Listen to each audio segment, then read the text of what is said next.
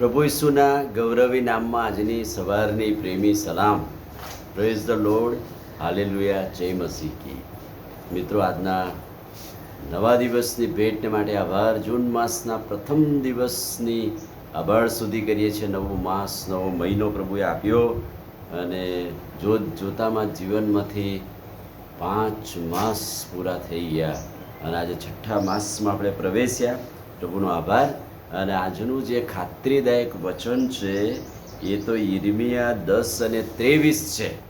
આજનું મૂલ્યવાન આશીર્વાદિત વચન 10 ને 23 શું કહે છે? હે યહોવા, હું જાણું છું કે મનુષ્યનો માર્ગ પોતાના હાથમાં નથી. પોતાના પગલાં ગોઠવવા તે ચાલનાર મનુષ્યનું કામ નથી. એટલે આજે જે વિષય, આજે જે વચન આપણને શીખવે છે, માણસ પોતે પોતાના પગલાં ગોઠવી શકતું નથી. આ સત્ય માણસે સ્વીકારવું જોઈએ. ઘણી બધી વાર માણસો પોતાની આવડત, બુદ્ધિ, જ્ઞાન, લાયકાત, પૈસો બધું વાપરીને જાણે કે પોતે જ સ્વતંત્ર છે એમ પોતાના માર્ગોને સ્વીકારે છે અને ગોઠવવા જાય છે. પણ બાઇબલ યિર્મયાહ પ્રબોધક સ્પષ્ટ ના પાડે છે કે માણસ પોતે પોતાના પગલાં ખ્રિસ્તી જીવનના તો ગોઠવી જ નથી શકતો. એ માટે તો એ નિષ્ક્રિય અને અધૂરો છે. એટલા માટે એને યહોવાના હાથમાં, ઈશ્વરના હાથમાં પડવું જોઈએ. પ્રભુ, હું જાણું છું કે મનુષ્યનો માર્ગ પોતાના હાથમાં નથી.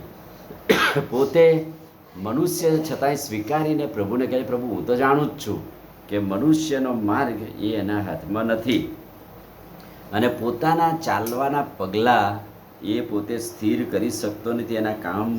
એનું કામ નથી. તો પ્રબોધક બહુ નમ્રતાથી કહે છે કે પ્રભુના હાથમાં સોંપાવવું. પ્રભુ જ આપણા પગલાં ગોઠવે છે. અને આપણે ગયા વખતે જોયું કે માણસ એના પ્લાન કરે છે, ઈરાદા કરે છે, પણ પગલાં ગોઠવવાનું કામ તો ઈશ્વર જ કરે છે, પ્રભુ યહોવા કરે છે. અને એટલે પ્રબોધક પણ એમ જ કહે છે. પ્રબોધક જણાવે છે કે માણસ સ્વતંત્ર રીતે પોતાના માર્ગને માર્ગદર્શક બનીને એ કરી શકતો નથી, કેમ કે માણસની મર્યાદા અને દૈવી માર્ગદર્શનની જરૂરિયાત છે. માણસની જે મર્યાદા છે એમાં દૈવી માર્ગદર્શન જરૂરી છે.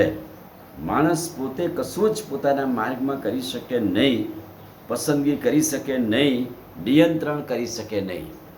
અને એટલા માટે એણે ઈશ્વરના હાથમાં સોંપાઈને પોતાના માર્ગને પ્રભુના હાથમાં સોંપવો જોઈએ. પોતાના પગલાં ગોઠવવા અસમર્થ છે, કેમ કે ચાલવું એ ખ્રિસ્તી જીવનનું પગલું છે, કામ છે. અને એટલે એક પગ ઉઠાવવા માટે, એ ચાલવા માટે એક દિશાની જરૂર હોય છે. અને જેમ આપણે અજાણી જગ્યાએ જઈએ ત્યારે આપણને નકશો કે માર્ગદર્શકની જરૂર પડે છે. અત્યારે તો આ ફાસ્ટ યુગમાં આપણે ગૂગલ મેપનો ઉપયોગ કરીને એ માર્ગ શોધીએ છીએ અને મળી જાય છે. ગમે ત્યાં જવું હોય આપણે કોઈને પૂછવું ના પડે, પણ તોય માર્ગદર્શકની તો જરૂર પડે જ છે.